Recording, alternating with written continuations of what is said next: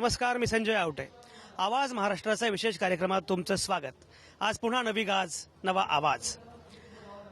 अखिल भारतीय मराठी साहित्य संमेलन सुरू आहे आणि त्या साहित्य संमेलनामध्ये हिंडताना भटकताना वेगवेगळी माणसं भेटत आहेत. खरं म्हणजे साहित्य संमेलनामध्ये बाकी काय घडतं माहीत नाही, पण साहित्य संमेलनामुळे एक नक्कीच होतं की अनेक छान माणसं भेटतात एकमेकांना, त्यांचा संवाद होतो आणि त्या गप्पांमधून जे उलगडत जातं ते कदाचित साहित्य संमेलनामध्ये जे काही घडतं त्यापेक्षाही अधिक महत्त्वाचं, अधिक वेगळं अशा स्वरूपाचं असतं. आता मी राचिम ढेरे ग्रंथग्रामामध्ये उभा आहे. इथे पुस्तकं विक्री सुरू आहे. डोंबिवलीसारख्या एका चिमुकल्या शहरामध्ये साहित्य संमेलन होतं आहे आणि हे साहित्य संमेलन अनेक अर्थांनी फार महत्त्वाचं आहे.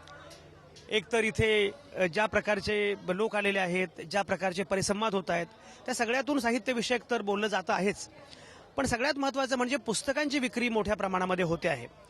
काल ती विक्री तुलनेने कमी प्रमाणामध्ये होती, आज मात्र पुस्तकांची विक्री मोठ्या प्रमाणामध्ये होते आहे असं चित्र आहे आणि उद्या आणखी पुस्तकं चांगली खपतील. खरं म्हणजे मराठी साहित्याबद्दल जेव्हा आपण बोलत असतो तेव्हा हा मुद्दा केवळ साहित्य व्यवहाराचा नसतो, हा मुद्दा भाषा व्यवहाराचा असतो, एकूण भाषा कारणाचा असतो, भाषेच्या राजकारणाचा असतो. आणि या सगळ्या अंगानं बोलत असताना साहित्याचा विचार जरा मूलभूत स्तरावर केला पाहिजे, जरा वेगळ्या स्तरावर केला पाहिजे, अशी मांडणी आपण सातत्यानं करत असतो. अशा निमित्तानं जेव्हा ही सगळी मंडळी भेटतायत, म्हणजे मी मगाशी म्हटल्याप्रमाणे परिसंवादांमध्ये जे घडतं किंवा जी चर्चा होते ती महत्त्वाची असतेच, पण परिसंवादाच्या नंतर लोक आपापसात जे काही बोलत असतात, फार इन्फॉर्मली बोलत असतात, अनौपचारिक पद्धतीने बोलत असतात, ती चर्चा ही त्याहून अधिक महत्त्वाची असते. कारण त्या चर्चेमध्ये लोक एकमेकांशी जोडले जातात, त्या ठिकाणी काय चाललेलं आहे त्याबद्दल बोलत असतात आणि आपल्याला भविष्यामध्ये काय करता येईल ही चर्चासुद्धा होत असते.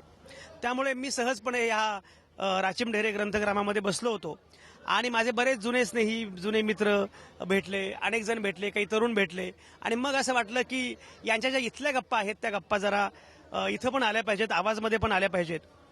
साहित्य संमेलनाला यावं अशी इच्छा बहुतेकांची असते, पण प्रत्येकाला काही त्या संमेलनामध्ये येणं शक्य होतं असं नाही. ज्यांना शक्य होत नाही त्यांना किमान या कार्यक्रमाच्या निमित्तानं तरी संमेलनामध्ये आपण आहोत असं एक फील आला पाहिजे. संमेलनामध्ये काय काय घडतंय याचा फील आला पाहिजे, म्हणून हा खरं म्हणजे हा सगळा खटाटोप सुरू आहे. तुम्हाला माहिती आहे की पहिल्या दिवशी आपण समांतर संमेलन घेतलं. अखिल भारतीय मराठी साहित्य संमेलन हे जरी महत्त्वाचं असलं तरी सध्या ठिकठिकाणी राज्यभर, देशभर संमेलनं होतात. विश्व साहित्य संमेलनापासून ते राज्यस्तरीय संमेलनापर्यंत संमेलनं होत असतात. ते प्रवाह काय म्हणतायत, त्या प्रवाहांचं काय म्हणणं आहे तो प्रयत्न आपण केला. संमेलन त्यांचं आणि संमेलन आमचं असा प्रयत्न आपण केला. काल आपण इथेच खूप वेगवेगळे लोक भेटले, म्हणजे वसंतआबाजी डहाके, प्रभा गणोरकर यांच्यापासून ते विवेक कांबळेपर्यंत सगळे नवे जुने लिहिणारे जे लोक आहेत आणि त्याशिवाय बाकीची मंडळी होती, ती आयोजनाबद्दल बोलत होती, अनेक गोष्टींबद्दल बोलत होती. काल उद्घाटन झालं, अध्यक्षीय भाषण झालं. लोकांच्या काही अडचणी पण आहेत, लोकांचं काही म्हणणं पण आहे. म्हणजे मुख्यमंत्र्यांचं भाषण झालं आणि लोक निघून गेले. अध्यक्षीय भाषणाच्या वेळी लोक फार कमी होते सभागृहामध्ये, त्यामुळे अध्यक्षीय भाषणावर त्याचा परिणाम झाला याची पण चिंता आहे. अध्यक्षीय भाषणामध्ये ज्या प्रकारचे मुद्दे मांडले गेले ते मुद्दे महत्त्वाचे आहेत, पण पुरेसे नव्हते असं पण म्हणणं आहे. या सगळ्या अनुषंगानं ही सगळी जी मंडळी आहेत या लोकांशी मला बोलायचं आहे. नरेंद्र लांजेवार हे माझे फार जुने मित्र आहेत आणि बुलढाण्यामध्ये ते आहेत. मी जेव्हा अकोल्यामध्ये होतो तेव्हा माझ्यासाठी कॉलम लिहायचे नरेंद्र लांजेवार आणि तेव्हापासून आजतागायत. एक तर त्यांचं वैशिष्ट्य असं आहे की नरेंद्र लांजेवार हे मुळात ग्रंथपाल आहेत, त्यामुळे ग्रंथांच्या सानिध्यामध्ये असणारा आणि एकूण वाचन संस्कृतीला बळ देणारा असा हा माणूस आहे नरेंद्र लांजेवार. तुम्ही परिसंवादामध्ये वक्ते होतात आणि प्रामुख्याने बाल साहित्याच्या संदर्भामध्ये तुम्ही बोललात. आपण बाकी गोष्टी बोलत राहू, पण आता दिसतंय असं की मराठी शाळा बंद पडत चाललेल्या आहेत. मी कुठल्या तरी घरी गेलं की चक्क वडील लिहिणारे वाचणारे असतात आणि मुलं नाहीत वाचतो हल्ली मराठी, त्यांना इंग्रजीच लागतं असं म्हणतात. प्रत्यक्षामध्ये असं म्हणताना मुलं इंग्रजी वाचत नसतात हा भाग वेगळा, पण या सगळ्या अनुषंगानं एक बालसाहित्यिक म्हणून तुम्ही या सगळ्या गोष्टींकडे कसं बघताय, काय म्हणणं आहे? मुळामध्ये बालसाहित्यामध्ये बालकांच्या वाचनाची आवड कमी होत चाललेली आहे हे वास्तव आहे, पण ही वाढवण्यासाठी जे प्रयत्न व्हायला पाहिजेत ते प्रयत्न होताना फार कमी दिसत आहेत. साहित्यिक, लेखक किंवा साहित्य संमेलनातूनच बाल वाचनालयाचा वाचक घडेल असं नव्हे, पण पालक म्हणून घराघरातील पालकांची सुद्धा जबाबदारी असते की आपल्या मुलांसाठी एकतरी चांगल्या मासिकाची आपण वार्षिक वर्गणी भरली पाहिजे. आज मराठीमध्ये मुलांसाठी खूप चांगली मासिकं निघत आहेत. खूप चांगली पुस्तकं निघत आहेत. या संमेलनामध्ये मी बघत असताना मोठी अनेक साहित्यिक मंडळी दिसत आहेत, पण त्यांच्यासोबत त्यांची मुलं दिसत नाहीत. कोणी आजोबा असतील तर त्यांच्यासोबत त्यांची नातवं दिसत नाही. वेगवेगळ्या क्षेत्रामध्ये वसा एका पिढीकडून दुसऱ्या पिढीकडे दिला जातो. मग हा साहित्यिकांचा वसा सुद्धा एका पिढीकडून दुसऱ्या पिढीकडे गेला पाहिजे, म्हणून आपल्या कुटुंबातले काही मुलं आणली पाहिजेत. शाळा कॉलेजेसमधून आवाहन करून मुलं येत आहेत, पण मोठ्यामध्ये जी मोठी माणसं संमेलन अनुभवासाठी आलेली आहेत त्यांनी आपल्या घरातली जर मुलं आणलीत तर त्या मुलांवर सुद्धा एक संस्कार होतो की याला साहित्य म्हणतात, ही आपली मराठी संस्कृती आहे, याच्यातूनच साहित्य कला संस्कृतीला चांगले दिवस येणार आहेत. तर याच्या दृष्टिकोनातून विचार होणं गरजेचं आहे. फक्त एक चर्चा पुरता किंवा एक वरवरचं बोलण्यापुरताच संमेलन शिल्लक राहतील की काय असं दिसायला लागलंय. गांभीर्याने या संमेलनाकडे कुटुंबातून कुटुंब प्रमुख या नात्याने बघणारी लेखक मंडळी कमी होत चाललेली आहे. ही आली पाहिजेत. खूप चांगली मराठीमधले काय इंग्रजीमधली बालसाहित्याची पुस्तकं आहेत. मी काही मुद्दाहून पुस्तक विक्रेत्यांशी बोललो. मोठ्या पुस्तकांची विक्री होत आहे हो, परंतु बालसाहित्याची विक्री होत नाही आहे, कारण जो बालवाचक यायला पाहिजे तो फार कमी त्यांना दिसतोय. आता जी मुलं आलेली आहेत ती संमेलनापुरतं कार्यक्रमापुरतं येऊन बसतायत, निघून जात आहेत, कारण पुस्तक खरेदी करण्याचा अधिकार हा पालकांकडे आहे. अजूनही आपल्याकडे बरेचसे पालक मुलांना स्वतंत्र पद्धतीने पुस्तक खरेदी करण्याचं स्वातंत्र्य देत नाही आहेत. बघा, म्हणजे आपण एरवी बोलत असतो फार, पण लहान मुलांच्या अनुषंगानं मात्र साहित्याची वानवा आहे. एकतर मुळात साहित्य कमी येतं आहे, जे येतं आहे त्याला ग्राहक नाहीत, त्याला वाचणारे लोक नाहीत, वाचक नाहीत. त्यामुळे घराघरामध्ये जी पुस्तकं यायला पाहिजेत ती पुस्तकं येत नाहीत, अशी अवस्था आहे. राजेंद्र दास आता माझ्यासोबत आहे. डॉक्टर राजेंद्र दास हे मराठीतले अतिशय महत्वाचे साहित्यिक आहेत, समीक्षक आहेत, कवी आहेत.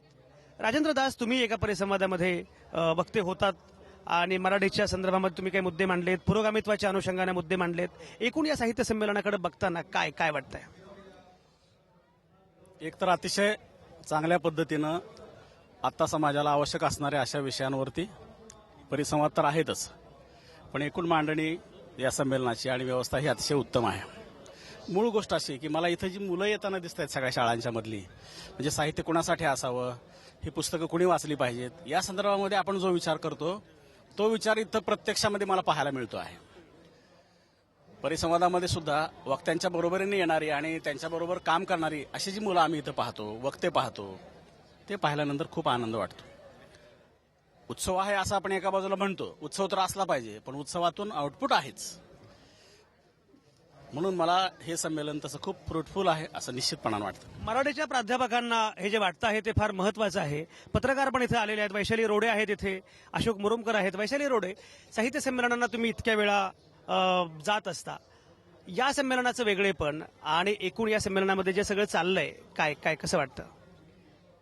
या संमेलनाचं वेगळेपण माझ्या मते असं आहे की इकडे तरुण मुलं खूप दिसत आहेत. शाळांमधले विद्यार्थी आलेले आहेत, कॉलेजांमधले विद्यार्थी आलेले आहेत आणि ते खूप म्हणजे त्यांचा सहभाग खूप प्रत्यक्ष स्टेजपर्यंत त्यांचा सहभाग आहे. नुसते प्रेक्षक म्हणून ते आलेले नाही आहेत, पार्टिसिपेटरी सहभाग आहे त्यांचा. त्याचबरोबर इकडे यावर्षी ग्रंथ प्रदर्शन जे आहे त्याच्यामध्ये पण खूप वेगवेगळ्या प्रकारचे आणि वेगवेगळ्या पद्धतीचे स्टॉल्स आहेत लागलेले. तर ते पण त्यांना एक खूप मोठा एक्सपोजर आहे जे त्यांना एरवी मिळत नाही मुंबई, ठाणे, पुणे, डोंबिवली यासारख्या शहरांमध्ये. कारण महाराष्ट्राच्या कानाकोपऱ्यातले स्टॉल्स असतात इथे आणि प्रकाशक आणि इतरही गोष्टी खूप वेगवेगळ्या पद्धतीच्या असतात. तर त्या दृष्टीने हे मला संमेलन खूप महत्वाचं वाटतं. वैशाली रोडे आता जे बोलतायत तो मुद्दा महत्वाचा आहे. त्या पत्रकार आहेत, पालक आहेत, लेखिका आहेत आणि त्यामुळे तरुणाईचा सहभाग जो आहे.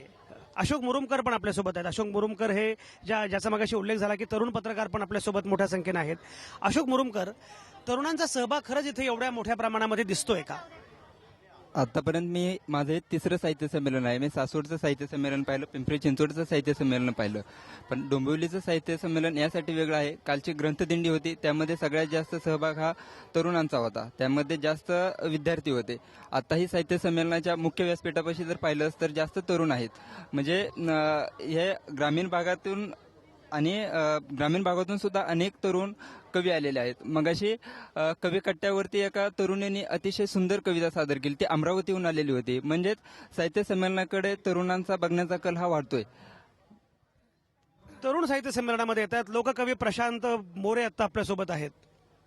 आणि कवी या संमेलनामध्ये मोठ्या संख्येने दिसत आहेत, तरुणाई पण मोठ्या संख्येने दिसत आहे. प्रशांत, हे संमेलन जे आहे याच्यामध्ये तरुणाई बऱ्यापैकी दिसते. तुमच्या या अवतीभोवती लगेच तरुण मुलं गोळा झालेली आहेत. मी बघतोय दुर्गेश सोनार असतील, तुम्ही असाल, या सगळ्या कवींच्या भोवताली सगळ्या नव्या तरुणाईचा किंवा कवींचा जो काही सगळे ते येत आहेत अगदी, याचं कारण असं आहे की नवी मुलं लिहित आहेत, नवी मुलं वाचतायत.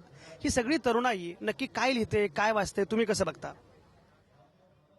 खरं तर मी लेखामध्ये म्हणतानाच असं बोललो की या सगळ्या एकूण साहित्य संमेलनाच्या प्रोसेसमध्ये असे कवी जे आहे, सकस लिहिणारे, दर्जेदार लिहिणारे, त्यांचा सहभाग असायला हवा होता.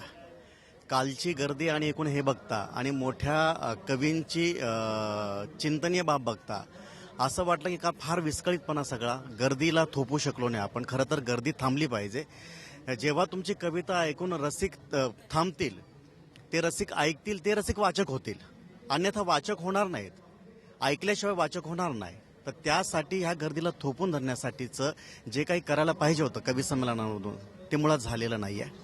खरं म्हणजे कान विकसित करणं हे सुद्धा काम आहे साहित्य संमेलनांचं. म्हणजे कोणाला संधी मिळते, किती लोक येतात, किती लोक बोलतात, हा एक मुद्दा महत्वाचा आहेच. पण त्याच्याही पुढे जाऊन तुम्ही किती श्रोते तयार करता, तुम्ही किती वाचक तयार करता, असा मुद्दा प्रशांतचा आहे. आणि त्या अंगाने साहित्य संमेलनांनी काही काम केलं पाहिजे. आपण याला अखिल भारतीय मराठी साहित्य संमेलन असं म्हणतो. त्यामध्ये भारतीय असं म्हणतो, याचं कारण असं आहे की त्यामध्ये बृहन महाराष्ट्र आणि महाराष्ट्राच्या बाहेरची जी सगळी मंडळी आहेत त्यांचाही रोल फार महत्वाचा आहे. मध्य प्रदेशच्या साहित्य अकादमीचे संचालक असणारे अश्विन खरे आत्ता माझ्यासोबत आहेत. अश्विन खरे, तुम्ही मध्य प्रदेशमध्ये इंदूरमधून एक मासिक चालवता, मराठीविषयक अनेक उपक्रम चालवत असता.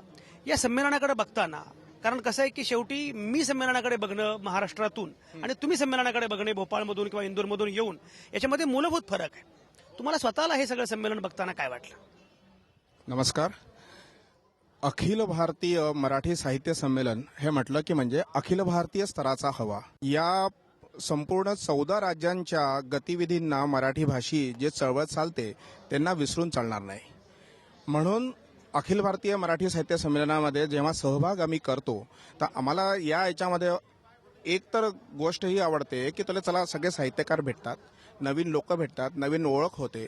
पण त्याचबरोबरने कुठेतरी आम्हाला हे गोष्ट जाणवते की आमच्या बाजूचे साहित्यकार, जे लेखक आहे, ज्यांची आपली पुस्तकं निघतात, जे चांगले ओरेटर आहे, व्याख्यानं करतात, त्या लोकांना स्टेज देण्याकरता इथे कुठेतरी त्या अनुपातिक अवस्थेमध्ये महाराष्ट्राने तिची ओळख घ्यावी.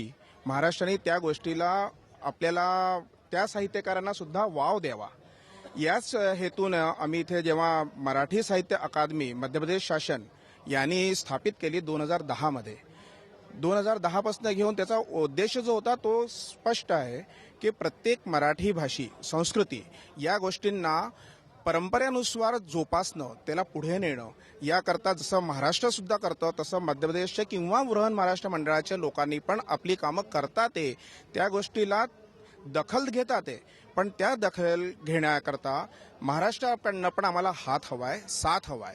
जर ती गोष्ट आम्हाला मिळाली तर कायमची आम्ही मराठी करता जे पण आम्ही कामं करतो आहोत ते सगळ्यांपाशी जाईल. आत्ता इथे जेव्हा मी आलेलो आहोत, नवीन ओळख आहे, नवीन लोकांचे नवीन विषय मला सापडतात. ग्रंथदालन मी बघून आलेलो आहे. त्याच्याशिवाय पण परिसंवादामध्ये मी सामील झालेलो आहे. बाल साहित्याकरता जे यावेळेस काम केलं गेलं आहे, कुमारवयीन साहित्याकरता जे काम केलेलं आहे ते आपल्या ठिकाणी बरोबर आहे. आणि याचबरोबर नवीन पिढी, जेव्हा पिढीला आपण पुढे आणू प्रकर्षाने, तेव्हाच माहीत पडेल की तोले 10 वर्षानंतर मराठी भाषा साहित्य संमेलन जे होईल त्याच्याकरता आपल्याकडे भावी पिढी तयार आहे की नाही. या गोष्टीकरता तूर्त आतापासून जेवढी कामं करतात त्याच्यामध्ये थोडी आणखीन कामं जर वाढवली आणि बरोबरीने बृहन महाराष्ट्र मंडळाच्या सर्व राज्यांना प्रतिनिधित्व जर दिलं तर आमच्या लोकांनाही ते चांगलं राहील, मराठी भाषेचाही उत्कर्ष होईल आणि आमच्या बाजूला त्या बाजूची आमची जी नाळ जी जुळलेली महाराष्ट्राची आहे ती आणखीन स्थापित होईल. धन्यवाद. एकूण मध्य प्रदेशमधून असेल, महाराष्ट्रामधून असेल, जी सगळी मंडळी येत आहेत त्या सगळ्यांचं जो सगळ्यांचा भर आहे तो प्रामुख्याने भर आहे तो लहान मुलांच्या संदर्भात काही झालं पाहिजे.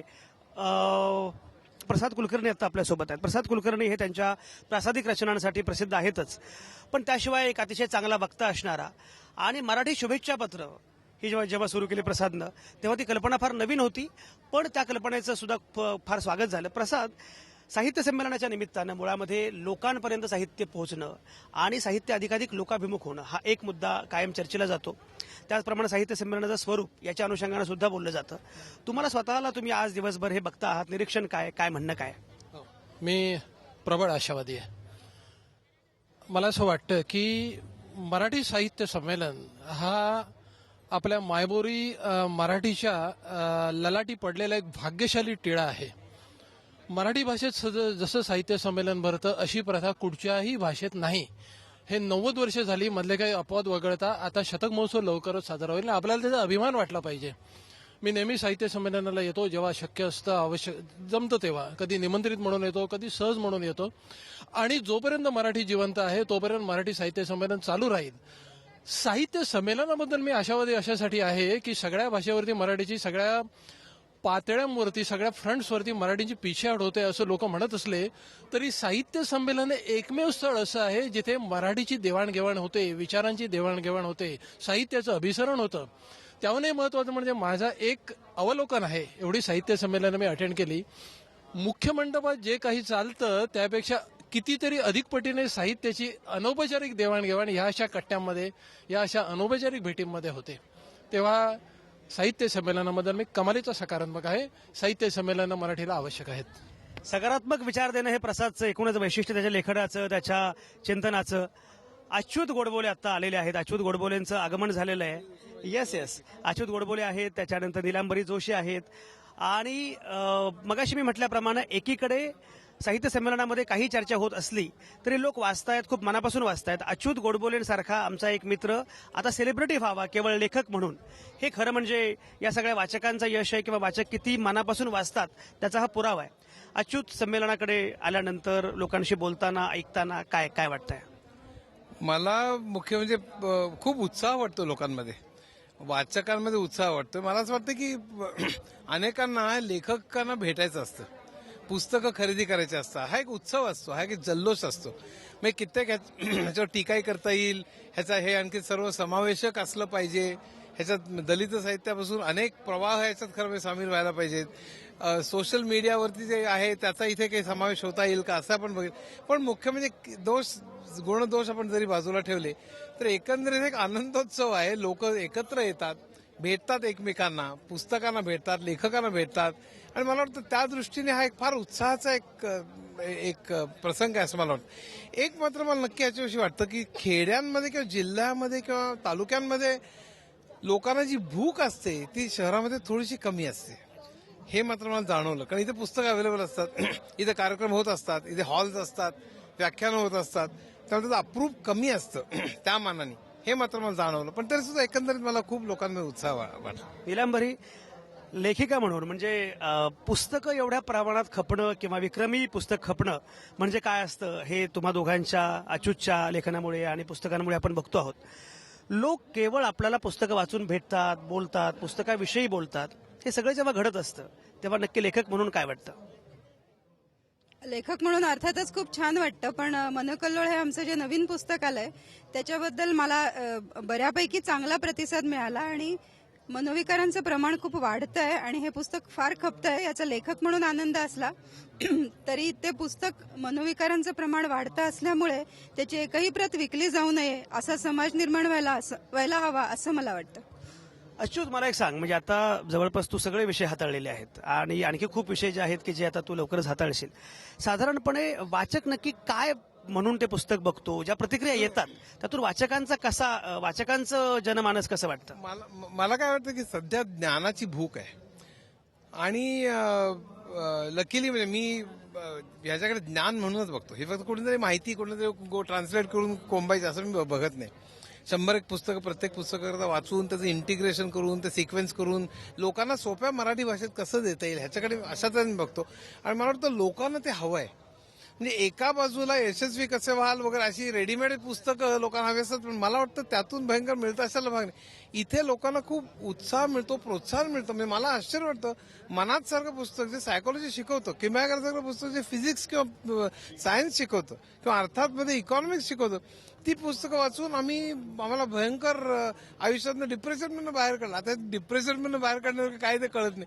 मुसाफिर वाचून एक वेळ मला माहिती आहे की लोकांना भयंकर मुसाफिर 60,000 म्हणा 40,000 बाकी 30,000 अशा, पण प्रती खपण्यापेक्षा मला हजारो लोकांचे जे काही मला मेसेजेस येतात किंवा त्याच्यातनं त्यामुळे मी नैराश्यातनं बाहेर आलो किंवा आत्महत्येपासून परावृत्त झालो, हे जे आहे ना ह्यानी मला बळ मिळतं. मला वाटतं वाचकांपर्यंत ते पोहोचतंय, विद्यार्थ्यांना आवडतंय आणि विद्यार्थ्यांना ज्ञानाची भूक आहे आणि ते सोप्या रंजक भाषेत मांडल्यामुळे ते एक वेगळी प्रथा मी पाडण्याचा अच्युत जे म्हणतोय ते फार महत्वाचे. ज्ञानाच्या सगळ्या क्षेत्रामध्ये मुसाफिरी करणारा अच्युत आणि त्याच्या पुस्तकांना मिळणारा प्रतिसाद, नीलांबरी जोशी पण आता म्हणाल्या, या दोघांच्याही पुस्तकांना जो मिळतोय प्रतिसाद, याचं महत्वाचं कारण असं आहे की मुळामध्ये ज्ञानाची भूक आहे आणि ज्ञानाच्या सगळ्या क्षेत्रांमध्ये संचार करण्याची इच्छा सर्वसामान्य माणसांची असते.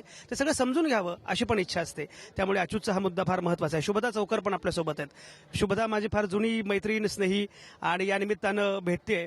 खरं म्हणजे साहित्य संमेलनाचं सगळ्यात महत्वाचं वैशिष्ट्य काय असेल, तसे जुने मित्र भेटतात, हेच खूप खरं तर फार वेगळे पण आहे.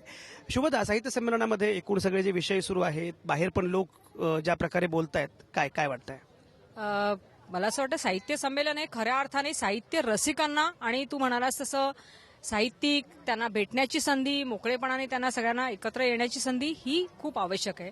आणि तसं आत्ता इथे तरी वातावरण छान दिसतंय की बरेच जण भेटतायत, पुस्तकांच्या दालनात जातात. आता विक्री किती होते वगैरे माहित नाही, मी आत्ता कुठे तिथे शिरतीये, पण ह्या निमित्ताने साहित्याकडे लोकांना आकर्षित करण्याचा हा एक प्लॅटफॉर्म आहे, हे महत्वाचे. शुभदाचं हे विधान फार महत्वाचं आहे. याचं कारण असं की शुभदा जेव्हा लोकसत्तामध्ये होती तेव्हा शुभदा लोकरंग चतुरंगची संपादक होती आणि शुभदाच्या कालावधीमध्ये लोकरंग चतुरंगनं गाठलेली उंची आपल्यापैकी अनेकांना माहिती. आता ती वयमचा प्रयोग करते आहे. वयमचा जो प्रयोग आहे तो मला वाटतं प्रामुख्याने मुलांशी बोलणारा असा प्रयोग आहे. काय प्रयोग आहे हा? वयम हे आपलं मासिक आहे जे किशोरवयीन मुलांसाठी आहे आणि आता 4थं वर्ष आहे या मासिकाचं. बरीच किशोरवयीन मुलं आपली मेंबर्स आहेत, अजून मेंबर होत आहेत. आम्ही साहित्य संमेलनाच्या निमित्ताने एक विशेषांक काढलाय, तो जरा आवर्जून लोकांनी बघावा असं वाटतंय. त्याच्यात असं केलंय की साहित्य संमेलनाचे आतापर्यंत जे अध्यक्ष झाले, म्हणजे पहिले अध्यक्ष होते न्यायमूर्ती रानडे, हेही आजच्या मुलांना माहीत नाही, तिथपासून ते आतापर्यंतच्या अध्यक्षांमधले असे काही अध्यक्ष ज्यांनी लहान मुलांसाठी लिहिलंय त्यांचं साहित्य आणि असे काही अध्यक्ष ज्यांनी लहान मुलांसाठी म्हणून लिहिलं नसलं तरी त्यांचं साहित्य मुलांपर्यंत पोहोचायला हवं असं आम्हाला वाटतं. अशा काही साहित्यिकांचा, निवडक साहित्यांचा हा आपण अंक केलाय.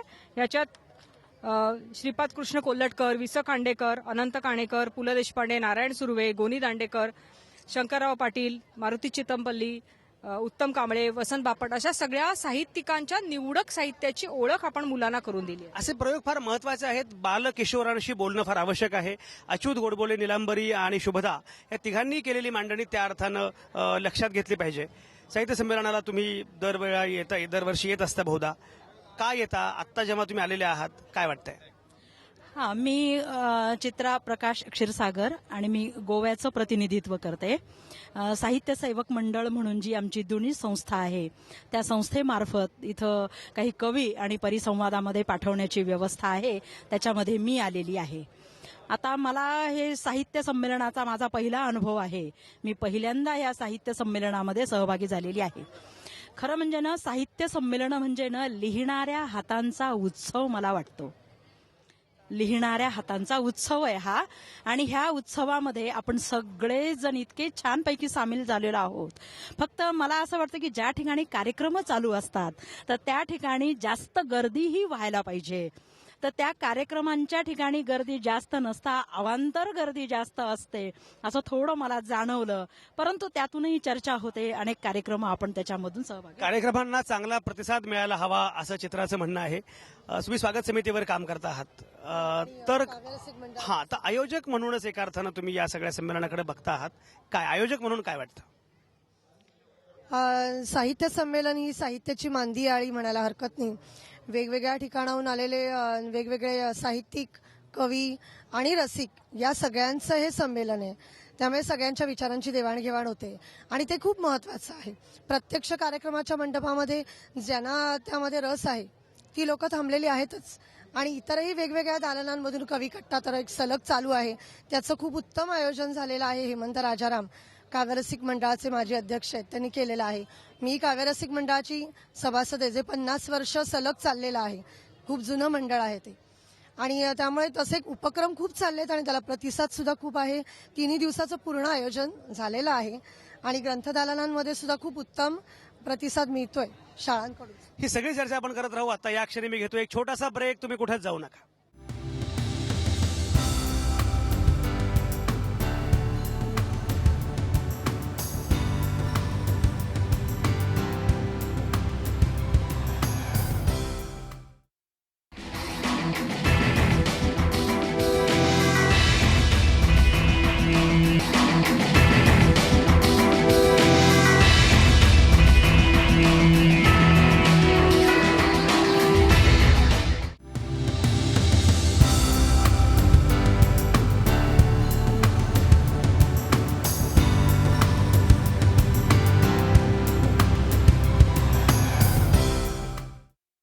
आवाज महाराष्ट्राचा विशेष कार्यक्रमात तुमचं पुन्हा एकदा स्वागत. मी आहे डोंबिवलीमध्ये अखिल भारतीय मराठी साहित्य संमेलनामध्ये.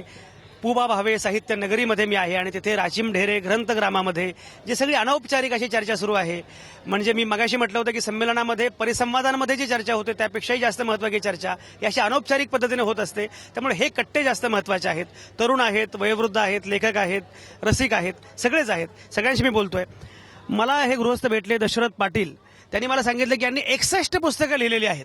तुमचं वय किती आहे? माझं आता 63 वर्ष वय आहे. 63 वय आहे, पुस्तकं 61 लिहिलेली आहेत. त्यामुळे सुरुवातीचा काळ वगळला तर जवळपास दरवर्षी 1-2 पुस्तकं यांची येत असणार आहेत. एवढी पुस्तकं लिहिली आहेत. काय म्हणणं आहे? मला एवढंच म्हणायचं आहे की या साहित्य संमेलनाच्या आणि या माध्यमातून की गेली 40 वर्ष मी पुस्तकं लिहितोय. कादंबरी, कथा, कादंबरी. मी मुंबई आकाशवाणीवर सुद्धा कामगार सभा या कार्यक्रमात अनेक कार्यक्रमाचं लिखाण केलेलं आहे. मी प्रत्येक साहित्य संमेलन हजर होतो पण पुढे नसतो. इतकी साहित्य संमेलन भरतात. आता पुबाभाई नगरी डोंबिवलीत हे साहित्य संमेलन भरलेलं आहे. मांदियाळी चालूच आहे. लोक येतात, वक्ते येतात. आता जर सांगितलं त्याप्रमाणे परिसंवाद सुद्धा होतात. नुकतं परिसंवादच नाही तर एकूण या कार्यक्रमाचं साहित्य संमेलनाचं फलित काय असं जर म्हटलं तर त्याला उत्तर काय हे आम्ही देण्यापेक्षा तुम्ही देणं महत्वाचं आहे. कारण बेळगावला ज्यावेळी साहित्य संमेलन झालं त्यावेळी मी हजर होतो आणि मी सीमा भागातील असल्याकारणानं मला उद्वेगानं असं म्हणावं लागतं की प्रत्येक साहित्य संमेलनात की सीमावादाबद्दल एक ठराव केला जातो. त्या ठरावाला अजून कुणीही न्याय दिलेला नाही. ते यशवंतराव चव्हाणपासून ते आज फडणवीस साहेबापर्यंत सगळे मुख्यमंत्री, सगळे राजकीय नेते संमेलनात हजर होतात, उद्घाटन करतात, आपले मनोगत व्यक्त करतात. आता काल आचारसंहितेमुळे कुठली घोषणा साहेब करू शकले नाहीत फडणवीस साहेब, परंतु घोषणा होतातच. पण त्या घोषणाच राहतात. म्हणजे साहित्य संमेलन हे फक्त काय मांदियाळीसाठी जमवायचं आहे काय? आज मी माझे स्वतःचे एक सांगतो की मी 40 पुस्तकं लिहिली, कधीही मी व्यासपीठावर आलो नाही. मग हे साहित्य संमेलन आहे कुणासाठी? आज मी ऐतिहासिक प्रतापराव गुजर, अजिंक्य, सामनगडचा संग्राम, गिरणी कामगारावर 1982च्या संपावर आधारित विसावा नावाची कादंबरी आहे. सामाजिक, आध्यात्मिक, गुन्हेगारी. मी आता दक्षताला गेली 20 वर्ष पोलीस तपास कथा लिहितोय. सगळ्या क्षेत्रात माझे आहे, परंतु अजूनही कुठल्याही साहित्य संमेलनात माझी दखल घेतलेली नाही. तर मुद्दा जो आहे की जे वेगवेगळं लेखन करणारे लोक आहेत त्यांच्याबद्दल विचार केला पाहिजे. आणि तेच लेखक जो उल्लेख झाला होता की या संमेलनामध्ये परिसंवादांमध्ये किंवा निमंत्रितांमध्ये ज्या लोकांची यादी आहे त्यातले 80% लोक हे तेच लोक आहेत. त्यामुळे नव्या लोकांना याच्यामध्ये संधी मिळत नाही. हा पण एक मुद्दा आहे. आणि दुसरा मुद्दा जो आहे तो मुद्दा असा आहे की राजकीय नेत्यांची आणि ब्युरोक्रॅटची नावं इतकी आहेत की त्याच्यामध्ये साहित्यिक कुठे आहेत. त्यामुळे दशरथ पाटलांसारख्या साहित्यिकाची जी खंत आहे ती आपण लक्षात घेतली पाहिजे. तरुणाई इथे मोठ्या संख्येनं दिसते आहे आणि तरुण आपला गप्पांचा फड लावत इथे बसले होते. त्यांच्या गप्पा सुरू आहे त्या निमित्ताने. तरुणाईला इथे यावं एवढं महत्वाचं हे संमेलन आहे असं का वाटलं? मराठी ऍक्च्युली आपल्या स्वतःमध्येच एक मोठी भाषा आहे आणि मराठी ऍक्च्युली मी स्वतः मराठी असल्यामुळे मी मराठी भाषेची अगदी आवडीक आहे आणि मी लहानपणापासूनच I use to write poems. पण इथे माझं येण्याचं प्रयोजन आहे की I am basically from one of the publication house जे स्टोरी मिरर इन्फोटेक कंपनीचे आहे. आणि इथे येण्याचा उद्देश आहे की आम्ही नवोदितांना शोधतोय, नवोदित रायटर्सना आम्ही चान्स देतोय. कारण होतं जे आहे, ज्या सरांनी पुन्हा पूर्वी मुद्दा जो मांडला की जे रायटर्स खूप लिहितात पण त्याच नावं पुढे येत आहेत आणि नवीन नावं कधी येणार, नवीन रायटर्स कधी येणार आणि या नवीन मुलांना, या नवीन तुम्ही सांगा नवीन लोकांना कधी चान्स भेटणार? नवीन लोकांना संधी मिळाली पाहिजे असं यांचं म्हणणं आहे. अविनाश, संमेलनाच्या पूर्वसंध्येला तुम्ही एक परिसंवाद आयोजित केला होता, बरोबर ना? अभिव्यक्ती स्वातंत्र्य आणि साहित्यिक हा विषय खरं साहित्य संमेलनाच्या निमित्तानं तुम्हाला किती महत्त्वाचा वाटतो?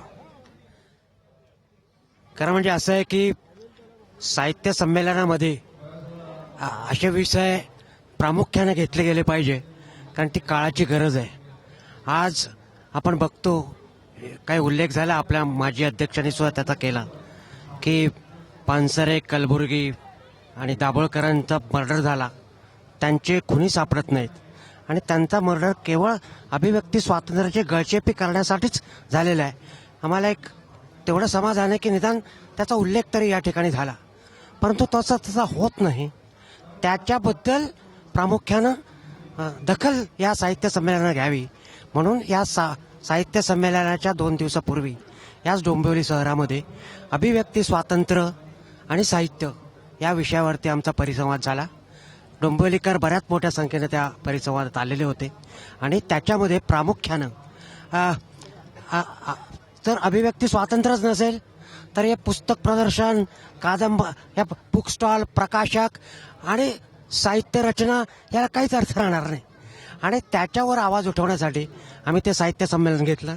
या ठिकाणी मी जे आलेलो आहे आज, आपल्या डॉक्टर अक्षय कुमार नामे एक निवेदन दिलेलं आहे. याच डोंबिवली शहरामध्ये कारखान्यांमध्ये काही बॉम्बस्फोट झाले, अनेक कारखाने बंद आहेत. ठाणे डोंबिवली परिसरामध्ये, कल्याण डोंबिवली महानगरपालिका क्षेत्रामध्ये, मुरबाड, अंबरनाथ त्या ठिकाणी कारखाने बंद होऊन बेकारी झालेली आहे आणि त्या ठिकाणी आता मॉल वगैरे होत आहेत जिथे कारखाने होते. तर त्यासंबंधी सुद्धा त्यांच्या समारोपाच्या भाषणात निदान उल्लेख व्हावा अशी आमची अपेक्षा आहे, म्हणून आम्ही प्रामुख्याने या ठिकाणी आलो. संमेलनाच्या अध्यक्षांनी एकूणच राजकीय भूमिका सुद्धा घेतली पाहिजे आणि सामाजिक भूमिका घेतली पाहिजे, ही मागणी फार महत्त्वाची आहे. कारण संमेलनाच्या अध्यक्षांचं भाषण हे केवळ वाङ्मयीन भाषण होता कामा नये. अशोक बागवे आता माझ्यासोबत आहेत. अशोक बागवे हे मराठीतले अतिशय महत्त्वाचे कवी आहेत आणि त्यांची कविता भी तर वेगळी आहेच, पण त्यांचं आणखी वैशिष्ट्य म्हणजे त्या ज्या प्रकारे कविता सादर करतात ते आणखी भारदार असतं. अशा कवीला या संमेलनाकडे बघून नक्की काय वाटतंय? संमेलन याचा अर्थच आहे की सगळ्यांचा मेळावा. त्यामध्ये रसिक आहेत, वाचक आहेत, साहित्यिक आहेत, कुतूहलाने बघायला येणारे लोक पण आहेत, लहान मुलं आहेत, शाळेतले आहेत.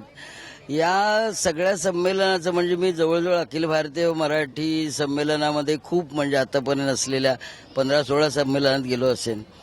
प्रत्येकाचं स्वरूप तेच असतं, घोळके असतात, गप्पा टप्पा असतात, साहित्यिकांना भेटणं असतं. पण या संमेलनाचं वैशिष्ट्य मला काय जाणवलं ते हे की जे कवी कट्टा आहे, कवी कट्टा, गझल कट्टा आणि मुशायरा कट्टा हे इतकं शिस्तबद्ध चाललेलं आहे की गेल्या रात्रीचं कवी संमेलन विस्कळीत होतं असं मला वाटतं. आणि त्या कवी कट्ट्यातले काही कवी मी असे ऐकले नवोदित की त्यांना खरं महत्वाच्या या संमेलनात घ्यायला हवं होतं. नियोजन चुकलेलं आहे एकंदर विषयाचं. थांबा, यांनी लगेच तुमच्या मुद्द्याला दाद दिले. यांचं काय नक्की म्हणणं आहे? काय म्हणणं आहे? हो सर, मी लतिका चौधरी, दोंडाईचा, धुळे जिल्हा, खानदेशातून बोलते आहे मी. काल साहित्य संमेलनाची जी सुरुवात झाली ती अतिशय सुंदर झालेली आहे. कार्यक्रमामध्ये जे स्टॉल लागलेले आहेत ते पण अतिशय उल्लेखनीय असे आहेत. कार्यक्रम पण सुंदर होत आहेत. श्रीपाल सबनीसांचं भाषण जे आहे ते अगदी अतिशय अभ्यासपूर्ण असं होतं, सखोल होतं. त्यांनी साहित्य, समाज, राजकारण असा सर्वतोपरी अभ्यास करून अगदी सभोवतालचं सगळं अगदी परखडपणे आणि सत्य असं मत मांडलेलं. फक्त निमंत्रित कवी जे बोलवतात ते नंबर लावून बोलवले जातात का अशी शंका येते कधी कधी. असं वाटतं? हो सर, असंच वाटतं. कारण कवी कट्ट्यापेक्षा म्हणजे मेन कट्ट्या निमंत्रितांपेक्षाही कवी कट्ट्यावरच्या कविता अतिशय सुंदर झाल्यात आणि गझलचा जो काही मुशायरा झालाय आता सकाळपासून जे बघतो आहे अतिशय उल्लेखनीय बाब असं सांगायला आवडेल की खरंच नवीन जी पिढी आहे ती अतिशय सुंदर लिहिते. त्यामुळे यांचा सहभाग याच्यामध्ये का नाही? वृषाली शिंदे आता आपल्यासोबत आहेत. वृषाली शिंदे या प्रामुख्यानं ऑनलाईन माध्यमांचा उपयोग करून मराठी साहित्याविषयी काम करत असतात, त्यामुळे त्यांना या संदर्भात काय वाटतं? वृषाली, काय म्हणणं आहे?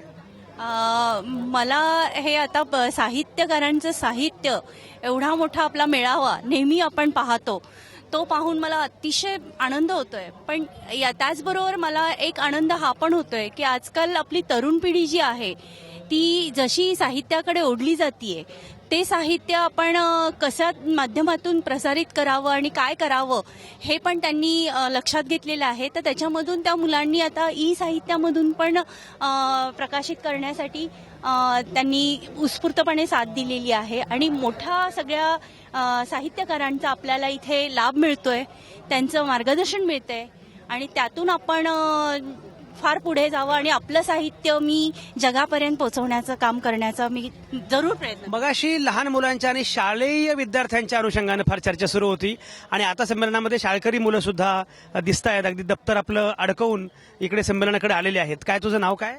माझं नाव कोमल गौडा. मी टिळक कॉलेजतर्फे आलेली आहे आमच्या शिक्षकांसोबत सगळ्या. तर आम्ही म्हणजे कालपासूनच आम्ही या ग्रंथदिंडी वगैरे सहभागी झालो. या ग्रंथदिंडीमध्ये म्हणजे एखाद्या आजपर्यंत जे फक्त आम्ही पुस्तकांमध्ये वाचलेले लेखक वगैरे त्यांची फक्त म्हणजे पुस्तकात जी आम्ही नावं बघितलेली की बाबा या लेखकांचे हे ग्रंथ असतात, त्यांचे आम्ही स्वतः इथे प्रत्यक्ष ग्रंथ वगैरे पुस्तकं वगैरे इथे आम्हाला अनुभवायला भेटली. आणि 138 वर्षानंतर आम्हाला शाळेकडून असं कळलं की पहिल्यांदा डोंबिवलीला 138 वर्षानंतर मान मिळाला साहित्य संमेलनाचा. आता परत कधी मिळेल कधी नाही. आणि आम्ही 138 वर्षानंतर आम्ही इथे आहोत आणि आम्हाला ह्याचा इथे अनुभवायला मिळाले. आम्हाला आनंद होतो. वा वा. काय तुझं नाव काय म्हटलीस? कोमल गौडा. वा वा कोमल, छान. ही जी भूमिका शाळकरी मुलं मांडतायत किंवा कॉलेजेसमधली मुलं मांडतात की आम्हाला ही संधी मिळते आहे आणि त्यामुळे साहित्यिकांना भेटता येतं, पण हे साहित्यिकांनी पण लक्षात ठेवलं पाहिजे कारण या संमेलनामध्ये बाकी सगळ्या महत्वाच्या साहित्यिकांनी पाठ फिरवलेली आहे. म्हणजे माझ्या अध्यक्षांपैकी श्रीपाल सबनीस तर व्यासपीठावर असल्यामुळे त्यांना येणं भागच होतं आणि वसंत आबाजी डहाके दिसत आहेत. बाकी माझे संमेलनाध्यक्ष कोण दिसत आहेत इथे असं मला वाटत नाहीये. त्यामुळे साहित्यिक येतच नाहीत आणि इच्छा असते मुलांची तरुणांची की आपल्याला साहित्यिकांना बघता यावं, कवित्व आहे कसा आननी हे बघता यावं, पण प्रत्यक्षामध्ये मात्र साहित्यिक येत नाहीत. हा पण फार महत्वाचा भाग आहे. आत्ता या मुली ज्या बोलत होत्या त्याच्यामध्ये बालसाहित्याच्या अनुषंगाने चर्चा होणं फार आवश्यक आहे. तुम्ही बालसाहित्यिक आहात. डॉक्टर सुरेश सावंत, काय म्हणणं आहे? मी आमच्या बालसाहित्याचं काय झालं या विषयात परिसंवादात सहभागी झालेलो आहे. मी माझ्या शाळेमध्ये आपण असं नेहमी तक्रार ऐकतो की आजची पिढी वाचत नाही पुस्तकं, पण हे खरं नाही. माझा अनुभव असा आहे, तुम्ही जर विद्यार्थ्यांना बालकुमारांना त्यांना हवी ती पुस्तकं दिली तर मुलं ती हमखास वाचतात. तुम्हाला आश्चर्य वाटेल, मी माझ्या शाळेतल्या विद्यार्थ्यांची पुस्तकांची यादी आणलेली आहे. त्यांना कोणती पुस्तकं वाचायला आवडतात. आजच्या पिढीतल्या मुलांना यशवंतराव चव्हाणांचं शिवनेरीच्या नवबती वाचायला आवडतं, ते मागतात. अगदी रवींद्र शोभणे यांचं पांढर पाहिजे, शिवाय रोमिओ ज्युलियट वाचायचं, अण्णाभाऊ साठेंचा वारणेचा वाघ वाचायचा आहे, आणखी नारळीकरांचं आकाशाशी जडले नाते वाचायचं आहे, APJ अब्दुल कलामांची पुस्तकं वाचायची आहेत. तात्पर्य काय की मुलांना जर मागेल ते पुस्तक दिलं तर मुलं वाचतात. आणि म्हणून मी एक मोठी यादी मुलांच्या पुस्तकांची आवडीची घेऊन आलेलो आहे आणि संमेलनातल्या ग्रंथदालनातून ही पुस्तकं खरेदी करतो आहे. माझा प्रयत्न असा आहे की माझ्या विद्यार्थ्यांना हवी ती पुस्तकं वाचायला मिळाली पाहिजेत. मुलं वाचत नाहीत ही तक्रार खोटी आहे पालकांची आणि शिक्षकांची. मुलं अवश्य वाचतात. मुलं वाचत नाहीत ही तक्रार खोटी आहे. मुलं वाचतात, फक्त आपण त्यांना पुरेसं वाचायला देत नाही, आपण तसं वातावरण तयार करत नाही. असा मुद्दा डॉक्टर सुरेश सावंत मांडतायत आणि तो त्यांच्या अभ्यासातून अनुभवातून मांडतायत. त्या मुद्द्याकडे खरं म्हणजे लक्ष दिलं पाहिजे. काय तुमचं नाव? चेतन पनेर, नाशिकहून. मी चेतन पनेर, नाशिकहून आलेलो आहे. या साहित्य संमेलनात मला थोडीशी खंत ही वाटते की मुंबई नगरी डोंबिवली कामगारांची वसत आहे, कष्टकऱ्यांची वसत आहे. इथं कामगारांचं या साहित्य संमेलनात काही प्रतिनिधित्व दिसत नाही. कामगार कवी वगैरे त्यांना कुठं काय स्थान मिळत नाही. एकंदरीत थोडं अपेक्षापेक्षा हे साहित्य संमेलन चांगलं आहे आणि विशेष म्हणजे पुण्यापेक्षा हे साहित्य संमेलन चांगलं आहे. मला आवर्जून सांगायचं वाटतंय. कवी संमेलन वगैरे हे बाकीचे प्रोग्राम हे चांगले झालेले आणि आगरी समाजानं चांगलं याबाबत ही अपेक्षा व्यक्त होत आहे. किरण सारखा आमचा किरण येले माझ्यासोबत आहे आणि फार असा छान तरुण लिहिणारा कविता करणारा असा किरण आहे. किरण, तरुणाई बरंच बोलते आणि असंही म्हटलं जातं की ज्या प्रकारे परिसंवादामध्ये निवड होते, ज्या प्रकारे कवी संमेलनात निवड होते, ती सगळी पद्धत जरा बदलायला पाहिजे वगैरे असं सगळं बोललं जातंय. किरण, काय म्हणणं आहे? आवटी सर, बरोबर म्हणताय तुम्ही.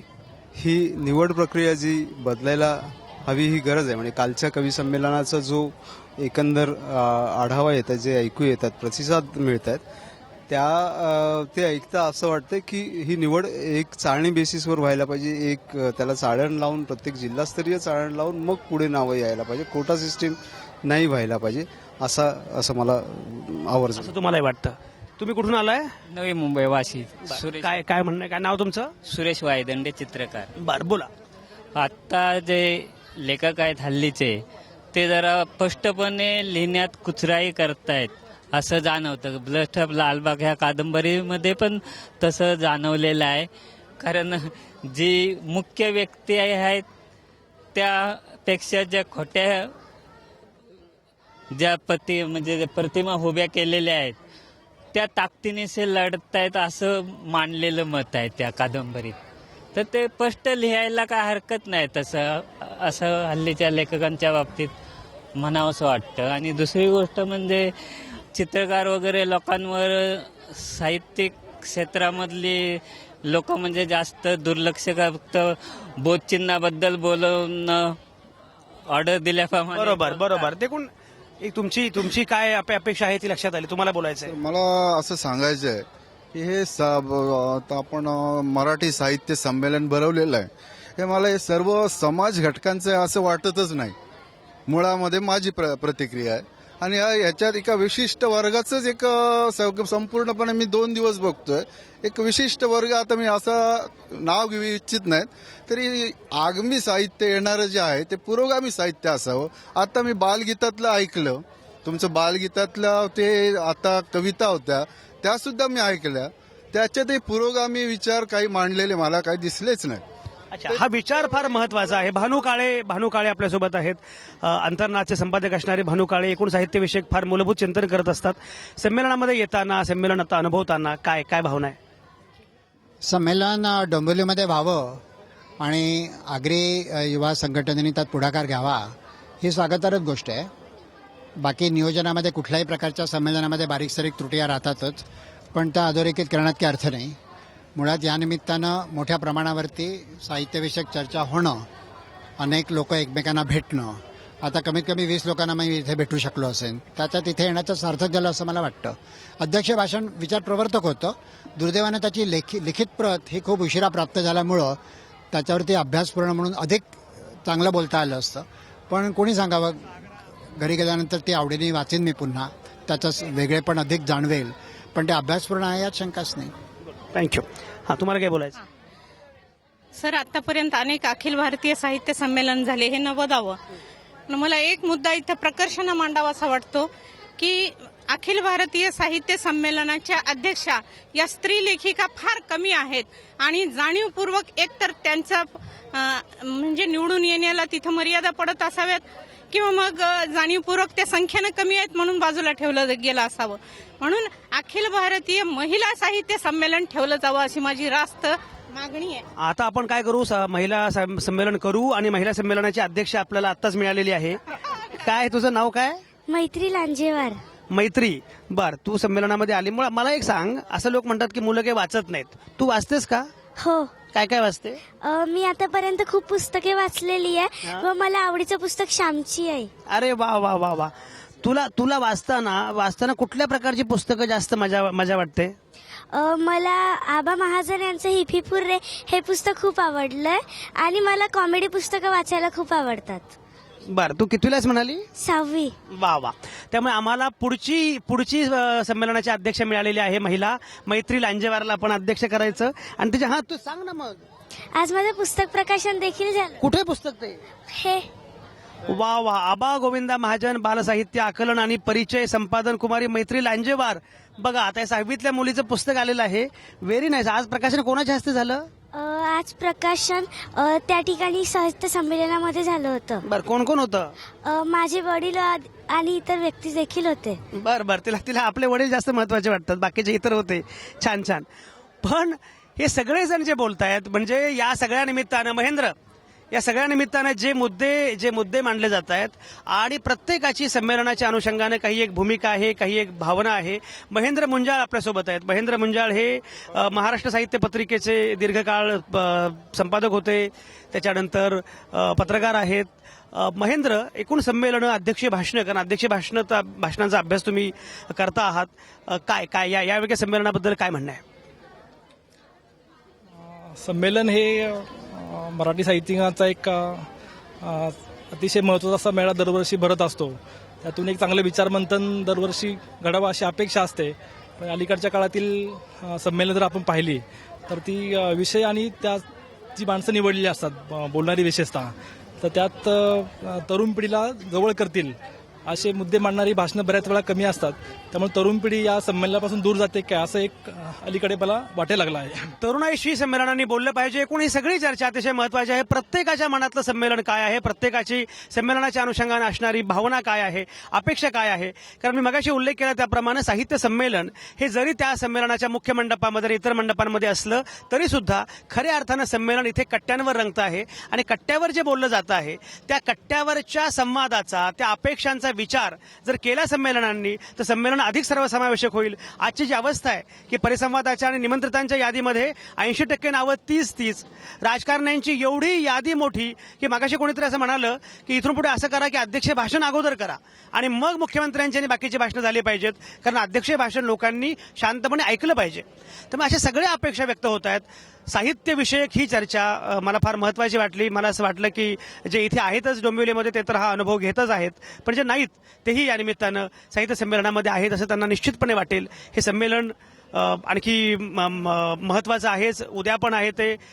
या संमेलनाला बाकी सगळ्या वक्त्यांना, लोकांना शुभेच्छा आहेतच, पण मुख्य म्हणजे रसिकांना समजून घेतल्याशिवाय आपल्याला पुढे जाता येणार नाही. हे या निमित्तानं समजलं तरी सुद्धा आपला आक्रसलेला साहित्य व्यवहार बऱ्यापैकी मुक्त होईल आणि साहित्य व्यवहाराच्या बद्दल चर्चा करतानाच ती चर्चा भाषा व्यवहाराबद्दल पण केली पाहिजे. एवढी जाण आपल्याकडे येईल. अविनाश कदम मगाशी म्हणाले त्याप्रमाणे साहित्यिकांनी सामाजिक राजकीय भूमिका पण घेतली पाहिजे, कारण साहित्याचा मुद्दा, भाषेचा मुद्दा हा केवळ वाङ्मयाचा मुद्दा नाहीये, तो सामाजिक आणि राजकीय मुद्दा सुद्धा आहे. एनिवेज, सगळ्यांचे पुन्हा एकदा आभार. पुन्हा भेटूया येत्या सोमवारी रात्री 8 वाजता तुमच्या आतल्या आवाजासह. पाहत आणि ऐकत रहा आवाज महाराष्ट्राचा.